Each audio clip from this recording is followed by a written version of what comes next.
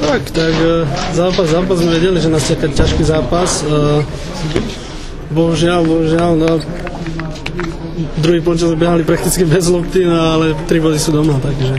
No, dal si gól v 10. minúte, asi lepší štart si nemohol predstaviť. Tak určite ma to teší. Prakticky prvý štart za víno Zlaté Moravce a prakticky víťazný gól. Takže super nálada. Teší ma to, ale viac ma teší to, že sme dnes dosiahli 3 body. Vyšiel si po prvom polčase, bolo to kvôli kondičným bestom? To sa musíte opýtať trénera. Dobre, druhý polčas, koniec koncov, už ste naznačili, z čoho to vyplynulo? Z toho, že prosto vám sa nedarilo, alebo super zvýšil tempo?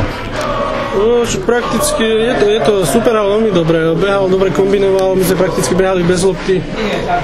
Možno, neviem fakt, z čoho to bolo, možno z toho. Bali ste sa o výsledok? Tak ku koncu už aj hej, ale chvála Bohu, že sme získali 3 body.